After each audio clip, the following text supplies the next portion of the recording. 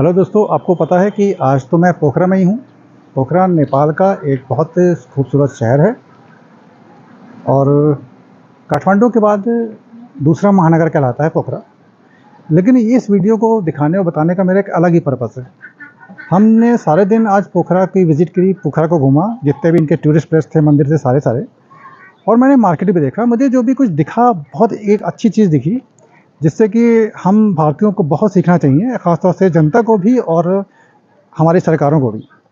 यहाँ पे मुझे पूरे मार्केट में कहीं भी 1% भी गंदगी नहीं दिखी, कहीं कूड़ा कचरा नहीं दिखा और कहीं भी किसी भी जगह पर किसी भी दुकानदार ने 1 फुट का भी अतिक्रमण नहीं किया, जिससे कि सड़कें छोटी और पतली होने के बावजूद भी ट्रैफिक में कोई प्रॉब्लम नहीं हुई। तो दोस्तों, इसी बहुत सुंदर अच्छाई को दिखाने के लिए मैं एक बार आपको मार्केट का भ्रमण कराता हूँ कि यहाँ का पोखरा के जो मार्केट है वो किस तरह से मेंटेन और वेल डिसिप्लिन्ड है। हम कह सकते हैं कि प्लान्ड है। तो चलिए, आप आज मेरे साथ में पोखरा के मार्केट को घूमिए और मैं आपको यहाँ पर ले चलता हूँ पोखरा के मार्केट तरफ। लेकिन इसके पहले मैं आपको जो दिखाना चाहता हूँ, ये देख लीजिए कि जिस जगह पर हम रह रहे हैं ना, वो मेरे पीछे साइड में यहाँ पर एक छोटा सा हेलीपैड भी है और एक रनवे भी बना हुआ है जिसमें छोटे हेलीकॉप्टर्स उतर सकते हैं। ये पीछे की साइड में है, ये थोड़ा सा आर्मी का एरिया है। इसके अलावा जो यहाँ पर आपको बताएं, जो गेस्ट हाउस बने हुए हैं, सारे के सारे जो गेस्ट हाउस हैं वो लोगों के घर हैं और लोगों ने अपने घरों में गेस्ट हाउस को कन्वर्ट कर रखा है। खुद भी रहते हैं, जो पेइंग गेस्ट हैं उनको रखते हैं और इसके अलावा भोजन वोजन की व्यवस्था भी वो स्वयं ही करते हैं। यहाँ पर सैकड़ों की तादाद में इस तरह के गेस्ट हाउस वगैरह आपको मिलेंगे और बहुत ही रीज़नेबल दाम पर। टूरिस्ट प्लेस होने के बाद भी रूम रेंट के लिए आपको परेशान नहीं होना पड़ेगा। बहुत ही सस्ते में आपको यहाँ पर रूम्स मिल जाते हैं आपके बजट के अंदर। तो चलिए, अब आपको हम ले चलते हैं पोखरा के मार्केट में और फिर दिखाते हैं कि किस प्रकार से यहाँ के लोगों ने, यहाँ के सरकार ने मार्केट को मेंटेन कर रखा है। चलिए, अब घूमते हैं पोखरा के मार्केट को।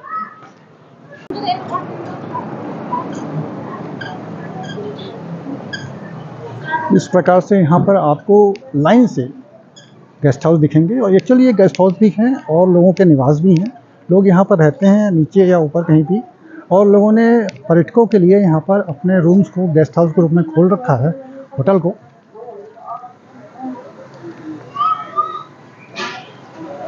ये स्थिति बस अड्डे के पास पोखरा में आपको सभी जगह मिलेगी। खाने की व्यवस्था भी है, रहने की व्यवस्था भी है।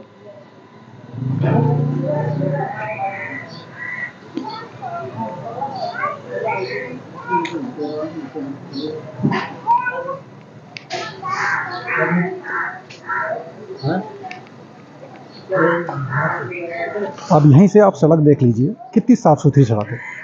कहीं पर भी आपको एक सिंगल पन्नी भी दिखाई नहीं देगी सड़क पे किनारे, कहीं कूड़ा कचरा कुछ नहीं है। दुकानें देखिए, जितनी हद है दुकानदारों की, उसी में सारा सामान है। 1 फुट का भी किसी ने अतिक्रमण नहीं कर रखा है यहाँ पर।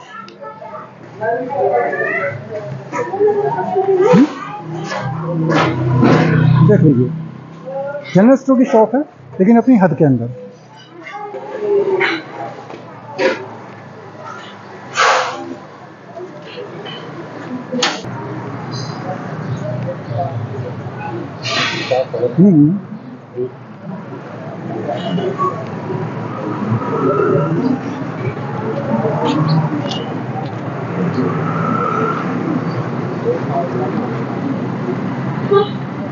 अब यहाँ से देखिए, ये पोखरा का मेन मार्केट है और ये दुकानें हैं। सारी की सारी दुकानों का सामान दुकानों के अंदर है।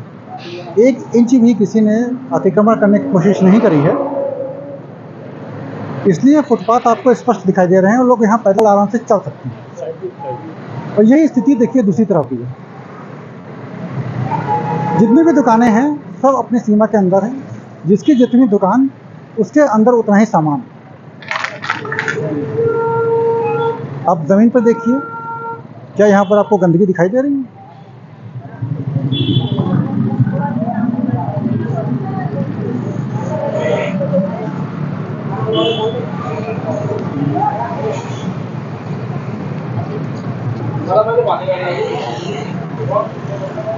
सारी दुकानें सारी दुकानें अपनी सीमा के अंदर हैं। यही कारण है कि आज इस वक्त हम फुटपाथ पे चल पा रहे हैं, जबकि अपने भारत में फुटपाथ पे चलना ही असंभव है, क्योंकि हमारे सारे फुटपाथों को दुकानदारों ने घेर रखा है, अतिक्रमण कर रखा है, लोगों ने अवैध कब्जा कर रखा है और जनता के चलने के लिए कोई भी जगह शहर में छोड़ी नहीं है। लेकिन यहाँ पर ऐसा कुछ नहीं है। आप दूसरी तरफ देख लीजिए, शॉप की तरफ सेम सिचुएशन है। बहुत साफ सुथरा है, आपको कहीं पर भी पन्नी भी दिखाई नहीं देगी। सड़क पे पन्नी पड़ी हो, पन्नी की गंदगी हो, पॉलिथीन की गंदगी हो, कुछ भी आपको पोखरा शहर के अंदर मार्केट में दिखाई नहीं देगा।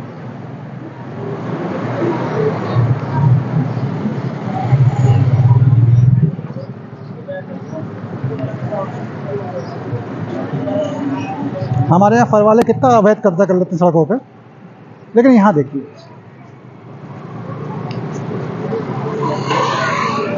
जितनी दुकान सिर्फ उतना ही में सामान। क्या ये स्थिति कभी इंडिया में हो सकती है?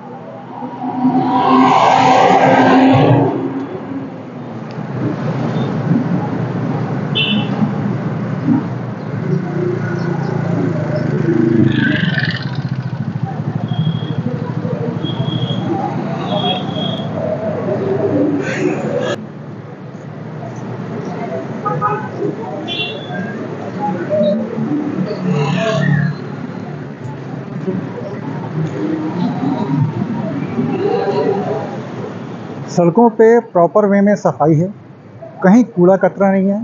मैंने किसी भी जगह पर एक सिंगल पॉलीथीन तक नहीं देखी।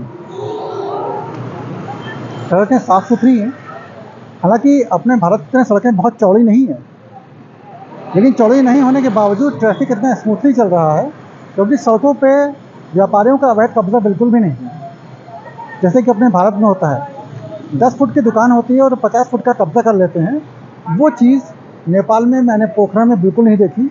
और काठमांडू में गया था, अभी 2 दिन पहले मैं काठमांडू में था, वहाँ भी ये सब कुछ देखने को नहीं मिला है। नेपाल जैसे कि छोटा सा राष्ट्र है, छोटा देश है, लेकिन फिर भी उसके लोग कितने डिसिप्लिन्ड हैं और सरकार कितनी एक्टिव है अपने यातायात को लेकर, अपने सड़कों को लेकर, अपने इंफ्रास्ट्रक्चर को लेकर। ये बहुत बड़ी बात है और भारत को भी इस पर बहुत ज़्यादा सीखने की ज़रूरत है। हमारे यहाँ तो बहुत चौड़ी चौड़ी सड़कें होती हैं। जितनी चौड़ी सड़क सरकार बना कर देती है, उससे ज़्यादा सड़क पर व्यापारी और छोटे दुकानदार कब्जा कर लेते हैं। और एक चीज़ मैंने और नहीं देखी, यहाँ पे मतलब कि जो छोटे दुकानदार होते हैं, पटरी दुकानदार, वो बिल्कुल भी देखने को नहीं मिलते हैं। और अगर जहाँ पर मान लीजिए कि पटरी दुकानदार हैं भी, तो उनकी एक स्पष्ट जगह चिन्हित है। वो केवल अपने ही दायरे में रह के वहीं दुकान लगाते हैं और जो भी दुकानदार दुकान लगाता है अपने साथ डस्टबिन भी रखता है। कोई भी व्यक्ति किसी तरह का कूड़ा करकट नहीं कर सकता है। जो फुटपाथ पे कभी कभी चाय बेचने वाले होते हैं या बिस्किट बेचने वाले होते हैं, वो लोग सामान बेचते हैं और साथ में डस्टबिन भी रखते हैं कि अगर कोई ग्राहक आए वहीं खा पी के कुछ फेंकना चाहे तो वो ऐसा नहीं कर सकता, उसे डस्टबिन में ही कूड़ा कचरा डालना पड़ेगा।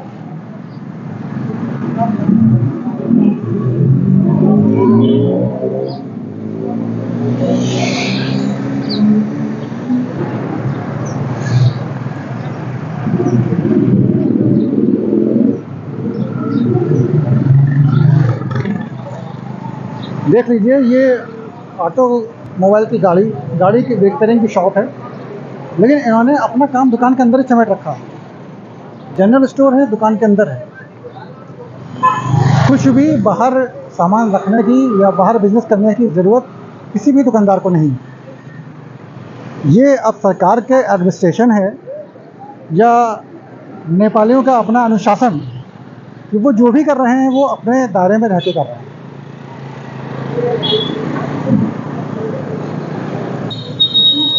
मैं तो भारत सरकार को एक सलाह देना चाहूँगा कि वो अपना एक डेलीगेशन नेपाल में भेजे और देखे कि लोग किस प्रकार के से अपने सड़कों को, अपने दुकानों को, अपने मार्गों को मेंटेन करते हैं और साफ़ सुथरा रखते हैं। कुछ तो करने की ज़रूरत है, वरना इतना बड़ा देश है और उस देश में अव्यवस्था का ये आलम है कि सरकार जितनी भी चौड़ी सड़क बना कर देती है, व्यापारी और छोटे दुकानदार तुरंत उस पर कब्जा कर लेते हैं। ये क्या तरीका हुआ भाई? आपको सड़कें दी गई हैं चलने के लिए, ना कि अवैध कब्जा करने के लिए। लेकिन हमारे यहाँ कुछ उल्टा ही होता है। इसलिए मैं तो सरकार से निवेदन करूंगा कि कुछ सीखने के लिए, कुछ जानने के लिए एक डेलीगेशन नेपाल को भेजें और नेपाल की सरकार से सीखें, नेपाल के लोगों से सीखें कि किस प्रकार से हम अपनी सीमा में रहकर, अपने दायरे में रहकर भी अच्छा व्यापार कर सकते हैं, लोगों को अच्छी सड़कें दे सकते हैं, अच्छे रोड दे सकते हैं, और जो फुटपाथ हमारे यहाँ ख़त्म हो गए हैं उन फुटपाथ को फिर से ज़िंदा कर सकते हैं। आज भारत में आपको कहीं भी फुटपाथ देखने को नहीं मिलेगा। जहाँ भी फुटपाथ होगा वहाँ केवल और केवल अवैध कब्जा होगा, वो भी दुकानदारों का, व्यापारियों का। व्यापारी हमारे भारत का ये समझता है कि सड़क चौड़ी करके दी है या फुटपाथ बनाकर दिया है तो कब्जे कर दिया है, और हमारे का प्रशासन भी इतना लचर होता है, गैर जिम्मेदार होता है कि वो भी कभी कोई कार्रवाई नहीं करता। जो भी कार्रवाई की जाती है वो केवल एक फॉर्मेलिटी होती है। इधर अतिक्रमण हटता है और 1 घंटे के अंदर फिर से अतिक्रमण चालू हो जाता है। तो दोस्तों, यही मुझे आज दिखाना था आपको कि किस प्रकार से नेपाल में इस तरह की गंदगी नहीं है, इस तरह का कोई भी अव्यवस्था नहीं है कि सड़क पर चलने वालों को किसी भी प्रकार की कोई परेशानी हो।